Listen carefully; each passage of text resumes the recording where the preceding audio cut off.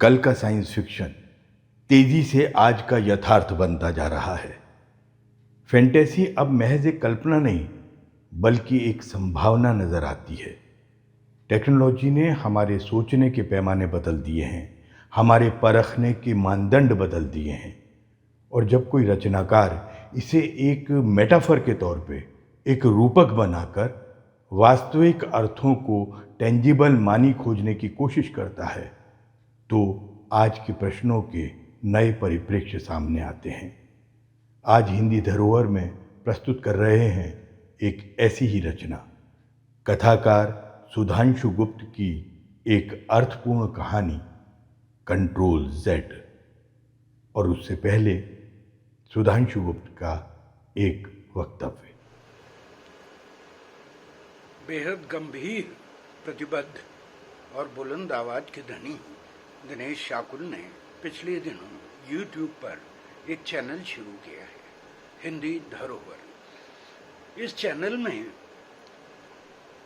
कहानियां और कविताएं शाकुल अपनी आवाज में पढ़ते हैं। आज वह मेरी कहानी कंट्रोल जेड का पाठ करेंगे।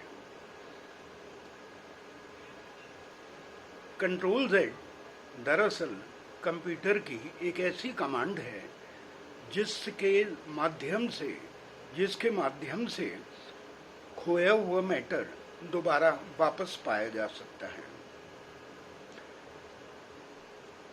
मैंने कंप्यूटर की इस कमांड को विस्तार देते हुए कोशिश की है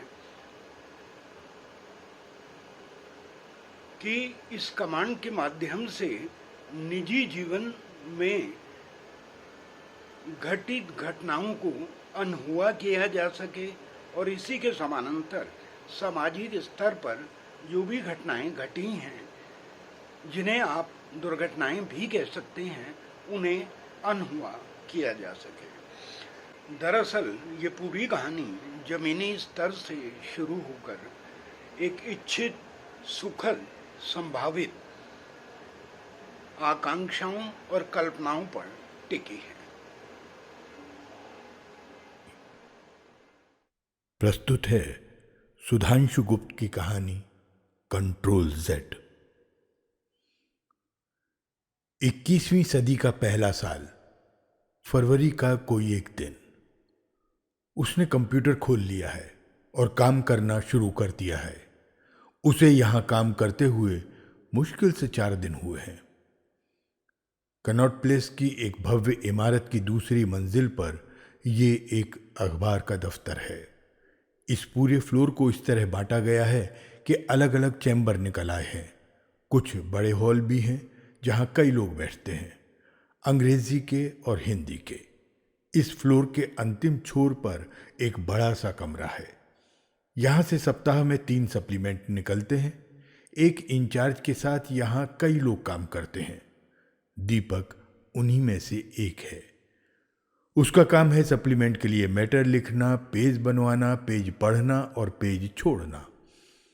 यहां आकर उसकी जिंदगी एकदम बदल गई है, बदल रही है। यहां आने से पहले वो कनॉट प्लेस की ही एक दूसरी बिल्डिंग में काम करता था। वहां से एक पत्रिका निकलती थी। एक कमरे का छोटा सा ऑफिस था। 5 लोग वहीं बैठते थे। बेहद मामूली तनख्वाह, लेकिन घर चल जाता था। जब आर्थिक उदारीकरण लागू हुआ तो दीपक को लगा था कि शायद इसका फायदा कभी उन जैसे लोगों को भी मिलेगा। लेकिन 1 दशक बीत गया और कहीं कुछ नहीं हुआ। जीवन उसी एक कमरे के ऑफिस में बीतता रहा।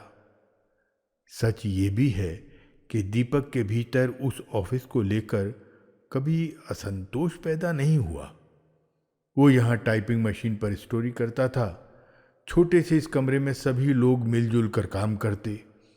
वो सुनता रहता कि पूरे देश में कंप्यूटर का जाल बिछ रहा है, लेकिन पता नहीं क्यों उसे कंप्यूटर पर काम करने से डर सा लगता था।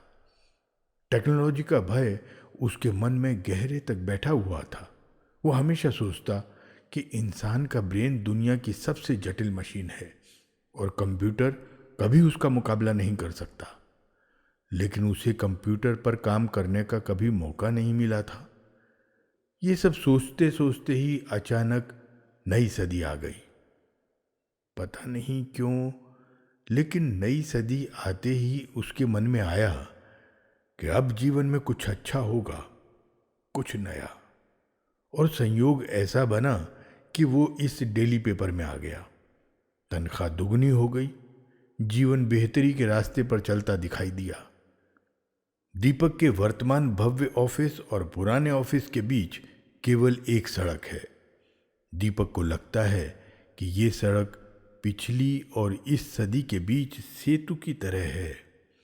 यहाँ सब कुछ कितना भव्य, शालीन और सुंदर है, जबकि वहाँ की दीवारें कितनी संकीर्ण, सीलन भरी और बदबूदार थीं। यहाँ आकर उसके मन में बैठा टेक्नोलॉजी का डर भी धीरे धीरे खत्म हो रहा है। वो जानता है कि दुनिया की किसी भी टेक्नोलॉजी को आखिर इंसान ही नियंत्रित करता है। जीत अंततः मनुष्य की ही होगी, उसने स्टोरी की आखिरी लाइन लिखी है। और ये लिखते लिखते उसके मन में पता नहीं कहाँ से एक गर्व की भावना आ गई है। उसे लगा कि उसने टेक्नोलॉजी को मात दे दी है। वो कुछ पल अपनी ही लिखी स्टोरी को देखता रहा। तभी अचानक उसने कंप्यूटर को देखा। स्क्रीन एकदम वाइट हो गई। अरे, मेरी स्टोरी कहाँ चली गई? उसे लगा शायद टेक्नोलॉजी हारने के लिए कतई तैयार नहीं है और उसने इस तरह मुझसे यानी इंसान से बदला ले लिया है। वो एकदम घबरा गया। वो किससे कहे, क्या कहे, उसे कुछ समझ नहीं आया। उसने अपने दाएं बाएं देखा, सब अपने अपने काम में लगे हैं, किसी का किसी पर ध्यान नहीं है। तभी एक झूमता हुआ व्यक्ति उसके पास आकर खड़ा हो गया है। ये अमित सिन्हा है, इस डिपार्टमेंट के चीफ डिजाइनर। टेक्नोलॉजी के मामले में इनका कोई सानी नहीं है। टेक्नोलॉजी का इस्तेमाल ये जादू की तरह करते हैं। क्या हुआ, रंग क्यों उड़ा हुआ है? अमित ने पूछा है। अरे यार, स्टोरी की थी लेकिन अचानक उड़ गई, पता नहीं कैसे, कुछ समझ नहीं आ रहा। स्टोरी तो वापस आ जाएगी, पर कैंटीन में कॉफी पिलानी पड़ेगी, अमित ने कुटिल मुस्कान के साथ कहा। तुम स्टोरी वापस लाओ, फिर जो चाहो पी लेना। अमित ने एक कमांड दी और उसकी पूरी स्टोरी वापस आ गई। अब स्क्रीन वाइट नहीं थी। दीपक को बड़ा आश्चर्य हुआ। उसने अमित से पूछा, लेकिन ये हुआ कैसे? अरे बिल्कुल सिंपल है, जब भी कोई स्टोरी उड़ जाए तो कंट्रोल Z कर दो, स्टोरी वापस लौट आएगी। ये कह के अमित चला गया, लेकिन दीपक के जहन में कंट्रोल Z ऐसे बैठ गया जैसे कुएं में कोई बाल्टी गिर जाए तो वो सतह पर जाकर ही टिकती है। ये पहला दिन था जब दीपक को टेक्नोलॉजी ने प्रभावित किया था। उसे कंट्रोल Z कमांड बहुत अच्छी लगी थी। कितनी अच्छी बात है, कोई स्टोरी उड़ जाए तो कंट्रोल Z दबाओ और स्टोरी वापस। वाह, क्या शानदार कमांड है। न जाने उसने कितनी बार इस कमांड को अपने मन ही मन दोहराया है। इसके बाद से दीपक ने एक नियम बना लिया। वो जब भी खाली होता कंप्यूटर पर कुछ लिखता, उसे डिलीट करता और फिर कंट्रोल Z से उसे वापस लौटा लाता। एक दिन उसने एक शेर लिखा दुष्यंत कुमार का, कैसे आकाश में सुराख नहीं हो सकता, एक पत्थर तो तबीयत से उछालो यारो। उसने इसे डिलीट किया और फिर इसे वापस ले आया। पता नहीं कितनी बार उसने ऐसा किया होगा। कभी वो किसी का नाम लिखता, उसे डिलीट कर देता, फिर वापस लाता, फिर डिलीट करता, फिर वापस लाता। कभी वो कुछ भी उल्टा सीधा स्क्रीन पर लिख देता। एक दिन पता नहीं कैसे उसने स्क्रीन पर लिख दिया डॉली चावला। उसने इस नाम को डिलीट किया और फिर इस नाम को वापस ले आया। उसे इस खेल में मजा आने लगा। पहली बार उसे लगा कि क्या कोई ऐसी कमांड जीवन में नहीं हो सकती जिससे उन लोगों को वापस लाया जा सके जो गुम हो गए हैं। अपने प्रियजनों को, प्रेमिकाओं को, प्रेमियों को, अपने पहले प्यार को, डॉली चावला को। पता नहीं स्मृतियों ने कब भीतर से कंट्रोल Z की कमांड दे दी। वो वर्षों पीछे लौट गया। DTC की 358 नंबर की बस। सुबह 8:30 बजे वो तैयार होकर रोज इस बस में बैठ जाता है, खिड़की के पास वाली सीट पर। उसे यही सीट मिले इसके लिए वो थोड़ा जल्दी आ जाता है। वो एक नज़र पूरी बस पर मारता है और किताब निकालकर पढ़ने लगता है। कभी कामू, कभी काफ्का, कभी टॉल्स्टॉय। किताब पढ़ना उसके लिए बाहरी दुनिया से कटने का जरिया है, भीतरी दुनिया से जुड़ने का जरिया। वो बाहर की दुनिया से, बस की दुनिया से कोई ताल्लुक नहीं रखता। एक दिन वो किताब में डूबा हुआ था। अचानक आगे वाली सीट से उसे कुछ हंसी की आवाजें आईं। सीट पर 2 लड़कियां बैठी थीं। उसने दोनों की बातचीत सुनने की कोशिश की। एक लड़की कह रही थी, अच्छे बच्चे हमेशा पढ़ते हुए ही जाते हैं। दीपक ने सोचा लड़कियों को जवाब दिया जाए, लेकिन फिर सोचा हो सकता है किसी और के लिए ये बात कही जा रही हो। उसने पाया कि ये एक नियम सा बन गया है। जिस सीट पर वो बैठता, अगली सीट पर वो दोनों लड़कियां बैठ जाती। जहां वो उतरता, वहीं वो दोनों लड़कियां उतरती। उनमें से एक लड़की रोज कहती, अच्छे बच्चे हमेशा पढ़ते हुए जाते हैं। दीपक ने पाया कि इस वाक्य के साथ ही उसके कान के पीछे कुछ जलने लगता है। लेकिन युवावस्था आपको साहसी बना देती है। एक दिन बस से उतरने के बाद दीपक ने उन दोनों लड़कियों को रोककर पूछा, मुझे लग रहा है आप मुझसे कुछ कहना चाहती हैं। वो दोनों घबरा गई थीं। नहीं, ऐसी कोई बात नहीं है। दरअसल मेरी अपनी सहेली से एक शर्त लगी थी। दोनों में से ज्यादा बोलने वाली लड़की ने जवाब दिया, कैसी शर्त? आप बस में बहुत सीरियस रहते हैं ना। मैंने शर्त लगाई थी कि आपको बुलवा कर रहूंगी। ये डॉली थी। तो आप शर्त में क्या जीती? दीपक ने माहौल को थोड़ा सहज बनाते हुए कहा। 20 रुपए। जवाब फिर डॉली ने ही दिया। तब तो पार्टी बनती है, कम से कम एक चाय तो पिलाई ही जा सकती है। जी बिल्कुल। दीपक और डॉली झंडेवालान के एक छोटे से टी स्टॉल पर बहुत देर तक बैठे रहे। ये उनकी पहली मुलाकात थी।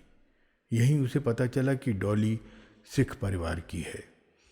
इसके बाद ये डॉली से मिलना जीवन का एक ज़रूरी नियम सा बन गया। दोनों एक दूसरे के करीब आते रहे। दीपक ने डॉली की देह के जरिए ही स्त्री देह को थोड़ा बहुत समझा था। राजधानी की सड़कों के सारे मोड़ देखने के साथ ही वो देह के सारे कर्व भी देख रहा था, लेकिन मन के कर्व अब भी अनदेखे थे। जब भी वो दोनों ITO के पुल से गुजरते, डॉली कहती, कूद जाऊं? दीपक का जवाब होता, कूद जाओ। लेकिन न कभी डॉली कूदी और न ही उसने ये कहना छोड़ा। प्रेम के इस मार्ग पर वो दोनों आगे बढ़ रहे थे कि उनमें अचानक 1984 वर्ष के नवंबर के शुरुआती 3 दिन इस तरह आए मानो कोई भयंकर तूफान आया हो। गलियों, शहरों, कस्बों में सिखों की हत्याएं हो रही थीं। लोगों को जिंदा जलाया जा रहा था। पता नहीं पूरे देश को क्या हो गया था। संवेदनशीलता और मनुष्यता कहीं चादर ताने सो रही थी। मृत्यु और अमानवीयता का ऐसा तांडव देखने को मिल रहा था कि अपने ही इंसान होने पर शुबा होने लगता था। 3 दिन में कितने सिख मारे गए इसका अंदाजा लगाना मुश्किल था। दीपक को पता चला कि उनके ही एरिया में एक सिख युवक को बाइक पर जिंदा जला दिया गया था। कुछ और पता किया तो पता चला उसका नाम टोनी था और उम्र कोई 20 वर्ष। इस बीच डॉली से काफ़ी दिनों तक मुलाकात नहीं हुई। दीपक को पता नहीं क्यों लग रहा था कहीं डॉली भी। लेकिन एक दिन अचानक डॉली प्रकट हो गई। अब उसका चेहरा पहले जैसा नहीं था। सब खैरियत तो है ना? दंगों में मैंने अपने भाई को खो दिया। उसे हमारे ही एरिया में बाइक पर जिंदा जला दिया गया और मैं कुछ नहीं कर सकी, डॉली ने रोते हुए बताया। क्या उसका नाम टोनी था? डॉली ने रोते रोते ही हाँ का इशारा किया। मानो सब कुछ थम गया था। उसके बाद जब भी दीपक डॉली से मिला, टोनी हमेशा उनके बीच में खड़ा रहा। इस घटना के बाद कभी वो दोनों प्यार नहीं कर पाए। ऐसा लगता था मानो सिख दंगों ने उनका प्यार भी जला दिया हो। काश कंट्रोल जेड कमांड जीवन में भी होती। वो हर रोज दफ्तर आता और चला जाता, लेकिन उसकी दिनचर्या में एक बदलाव आ गया था। डेली पेपर होने के कारण यहाँ आप देर रात तक रुक सकते थे, कहीं कोई रोक टोक नहीं थी। दीपक ने इसका फ़ायदा उठाया। जब उसका काम ख़त्म हो जाता, उनकी टीम के लोग चले जाते, वो यहीं रुका रहता। नेट पर सर्च करता कि इंजीनियर किस तरह के सॉफ्टवेयर तैयार कर रहे हैं। वो ऐसा सॉफ्टवेयर तलाश करता जिससे जीवन में हो चुकी घटनाओं को अनहुआ किया जा सके, जिससे उन लोगों को वापस लाया जा सके जो अप्रत्याशित रूप से मारे गए हैं। लेकिन उसे कहीं से कोई ऐसे संकेत नहीं मिल रहे थे कि इंजीनियर इस तरह का सॉफ्टवेयर तैयार करने में लगे हैं। वो इंग्लैंड, अमेरिका, जर्मनी और दूसरे देशों के इंजीनियरों के बारे में पढ़ता। उसे पहली बार इस बात का अफसोस हुआ कि उसने साइंस और टेक्नोलॉजी के बारे में पढ़ाई क्यों नहीं की। अगर वो भी सॉफ्टवेयर इंजीनियर होता तो ज़रूर इस तरह का सॉफ्टवेयर बनाता और उसका नाम रखता कंट्रोल जेड। बिना इस सॉफ्टवेयर के वो देर रात घर लौटा था, खाली हाथ। उसे कोई ऐसा रास्ता दिखाई नहीं पड़ रहा था जो उसके जीवन में डॉली को वापस ला सके। दीपक अपने बिस्तरे पर लेटा हुआ है। शाम का समय है, सूरज डूब रहा है। उसका रंग लाल होकर पूरे आसमान को लाल कर रहा है। दीपक को पता नहीं क्यों आज डॉली की बहुत याद आ रही है, और डॉली के साथ टोनी की भी। वो सोच रहा है पता नहीं मुझसे अलग होने के बाद, टोनी की हत्या के बाद, डॉली कभी किसी से प्यार कर पाई होगी या नहीं। वो डॉली और टोनी को इसलिए मिस कर रहा है क्योंकि वो उन्हें जानता था। लेकिन कितने और लोग होंगे जिन्हें वो नहीं जानता। इन सब लोगों का वापस लौटना बहुत ज़रूरी है। ये इतिहास का क्रूरतम अध्याय है जिसे दोबारा लिखा जाना चाहिए, और ये सब सिर्फ कंट्रोल जेड से ही संभव हो सकता है। जब टेक्नोलॉजी इतनी तरक्की कर रही है तो क्यों कोई ऐसा सॉफ्टवेयर नहीं बन सकता जो मैटर की तरह ही पिछली घटनाओं को, लोगों को दोबारा वापस ला सके। पहले जहां वो इस सॉफ्टवेयर से डॉली को वापस लाना चाहता था, वहीं अब उसकी प्राथमिकता में सिख दंगे में मारे गए लोगों को वापस लाना सबसे ऊपर हो गया है, और ये सिर्फ कंट्रोल जेड से ही संभव था। इंसान की प्राथमिकता लगातार बदलती रहती है। दीपक को भव्य इमारत वाले अखबार में काम करते हुए 2 साल बीत चुके थे। जीवन अपनी रफ्तार से आगे बढ़ रहा था, बल्कि बेहतर ही हो रहा था।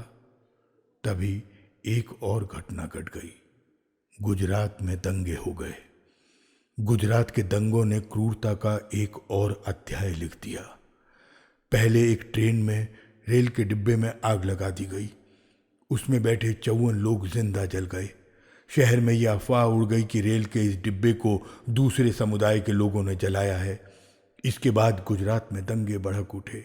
अल्पसंख्यक समुदाय के लोगों की खोज खोज कर हत्या की गई। घर, दुकानें, सब कुछ जल गया। दंगाइयों का कहर महिलाओं पर भी टूटा। दोनों ही समुदाय के लोग बड़ी संख्या में मारे गए। बचाव का कहीं कोई रास्ता नहीं छोड़ा गया था। दीपक के जहन में ये दंगे बुरी तरह घर कर चुके थे। अब तो वो सपने में भी दंगे ही देखा करता। प्रेम, मनुष्यता, मित्रता, ये सारे भाव कहीं पीछे चले गए थे। दीपक ने पाया कि गुजरात दंगों ने सिख दंगों के दुख को कुछ कम कर दिया है। किसी ने सही कहा है, नया दुख पुराने दुख के दर्द को कम कर देता है। डॉली अब हाशिए पर चली गई थी। राहत की बस एक ही बात थी, कंट्रोल Z। यही सॉफ्टवेयर था जो गुजरात दंगों में मारे गए लोगों को वापस ला सकता था। लेकिन कैसे? वो लगातार अखबार पढ़ता और देखता कि टेक्नोलॉजी कितना आगे बढ़ रही है। रोज कोई ना कोई नया सॉफ्टवेयर तैयार हो रहा है, लेकिन कंट्रोल Z जैसा कोई सॉफ्टवेयर नहीं बन रहा था।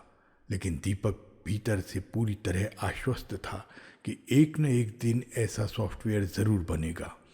उस दिन सब कुछ ठीक हो जाएगा। वो नेट पर और अधिक समय बिताने लगा। वो लगातार लोगों से इस सॉफ्टवेयर के बारे में पूछता। यार अमित, तुम तो टेक्नोलॉजी के बहुत गहरे जानकार हो।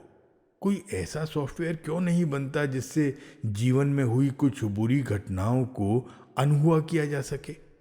दीपक ने पूछा था। अमित ने कुछ पल तो कोई जवाब नहीं दिया। वो सिर्फ दीपक को देखता रहा। फिर उसने धीरे से कहा, तुम पागल हो क्या? दीपक का पागलपन बढ़ता जा रहा था। उसे पागल कहने वाला अमित अकेला नहीं था। जब भी वो ऑफिस में किसी से कंट्रोल Z सॉफ्टवेयर की बात करता तो लोगों की आंखों में उसके लिए पागलपन के ही भाव उभरते। अब दीपक ऑफिस में अधिकांश समय चुप ही रहता और चुपचाप उस दिन का इंतज़ार करता जिस दिन जीवन में कंट्रोल Z नाम का सॉफ्टवेयर बनेगा। उसका तनाव लगातार बढ़ता जा रहा था। रोज़ कोई न कोई ऐसी घटना होती कि दीपक सोचता कि काश इस घटना को भी अनहुआ किया जा सकता, लेकिन ऐसा हो नहीं रहा था। उसके इस पागलपन को पत्नी भी महसूस कर रही थी। एक दिन पत्नी ने कहा, देख रही हूं आजकल बड़े परेशान से रहने लगे हो, कुछ हुआ है क्या? वो कुछ देर पत्नी की शक्ल देखता रहा। गोल चेहरा, बड़ी बड़ी आंखें, आंखों में अपने घर परिवार की बेहतरी के सपने। दीपक को पत्नी के चेहरे पर ऐसा कोई भाव दिखाई नहीं दिया जो ये संकेत देता कि पत्नी भी उसे पागल समझ रही है।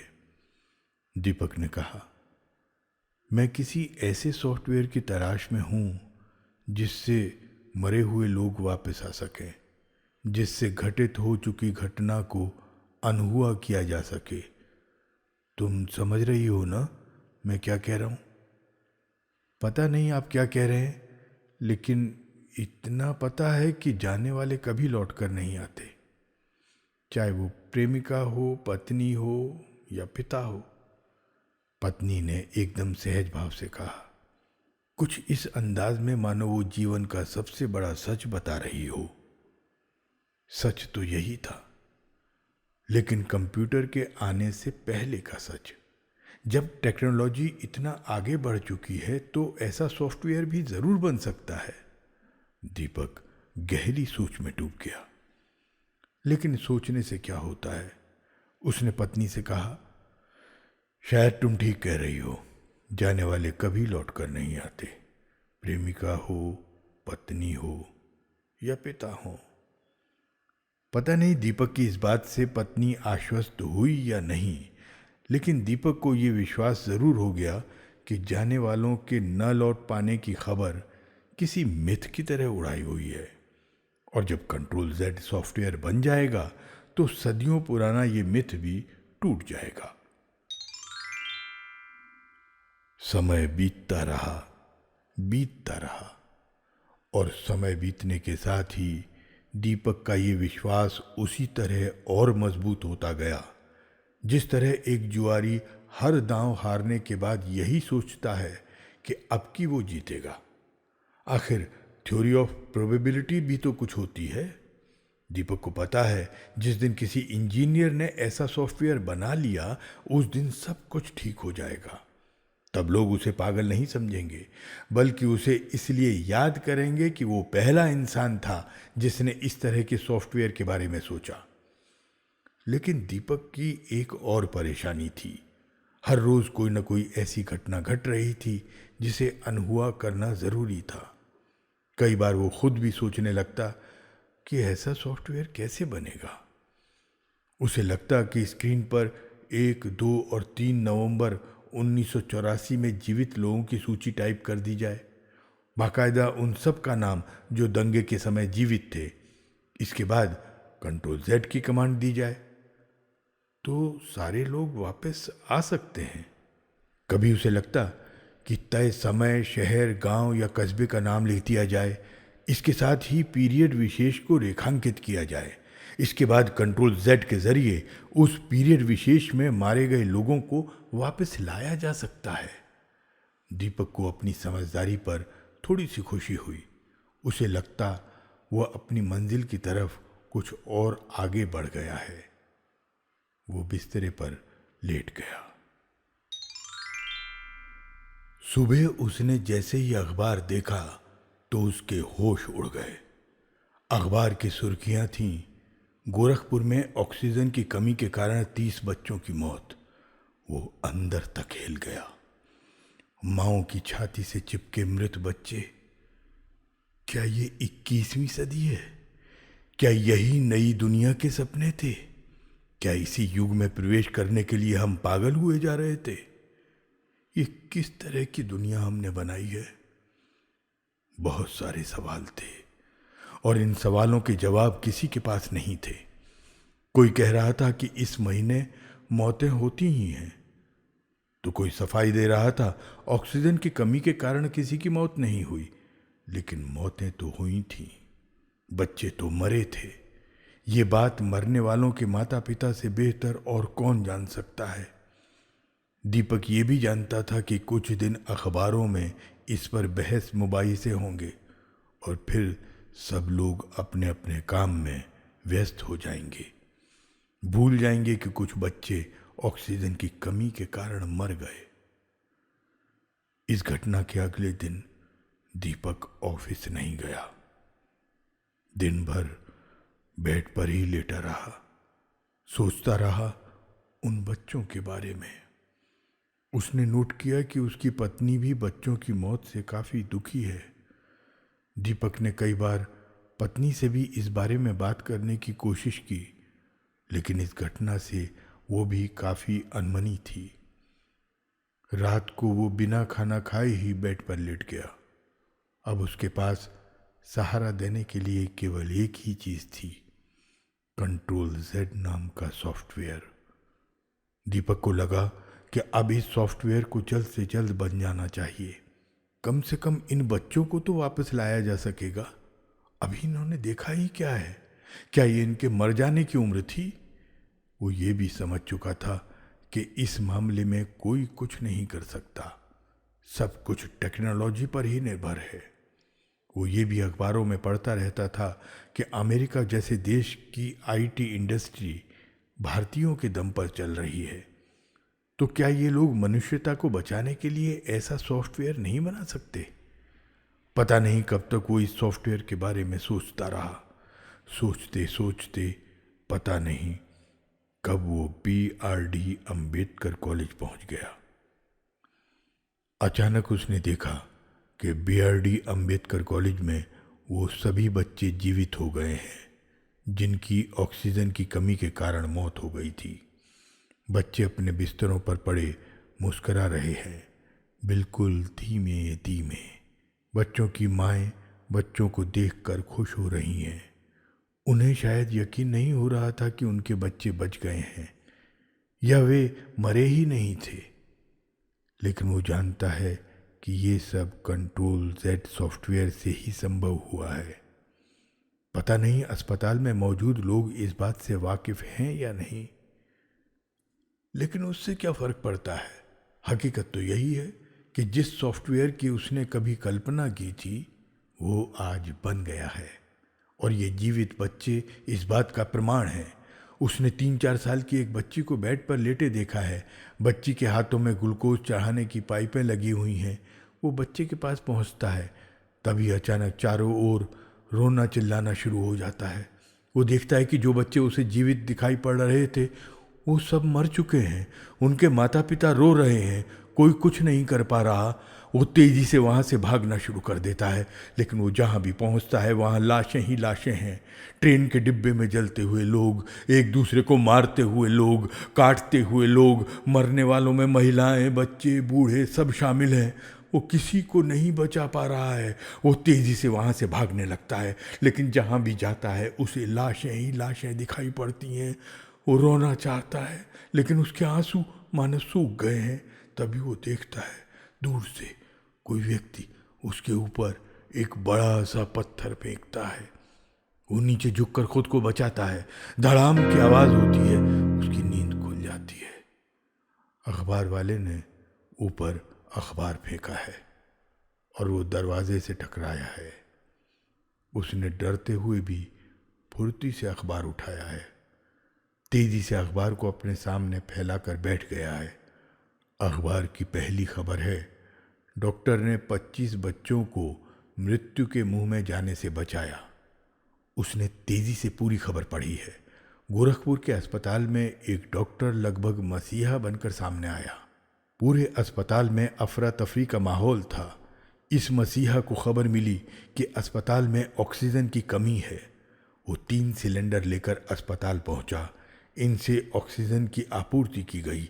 स्थिति कुछ संभली। सुबह होते होते बच्चों की जान पर एक बार फिर मौत का खतरा मंडराने लगा। तब इस मसीहा ने शहर के सभी ऑक्सीजन सप्लायर्स को फ़ोन किया, बड़े अधिकारियों को फ़ोन लगाया। कहीं से कोई मदद नहीं मिली, लेकिन उसने हिम्मत नहीं हारी। अपने एक दोस्त के ज़रिए ऑक्सीजन के सिलेंडर मंगवाए। उन्होंने अपने रुपयों से ये सिलेंडर खरीदे और मौत के मुंह में जाते बच्चों को नया जीवन दिया। उसकी संवेदनशीलता और मानवता ने उसे मसीहा बना दिया। दीपक के चेहरे पर हल्की सी मुस्कान आई है। वो समझ गया है, हमें मरने से पहले ही लोगों को बचाना होगा। यही मानवता और संवेदनशीलता नया सॉफ्टवेयर है। कंट्रोल जेड का अर्थ यही है। यहाँ पर कहानी समाप्त हो जाती है।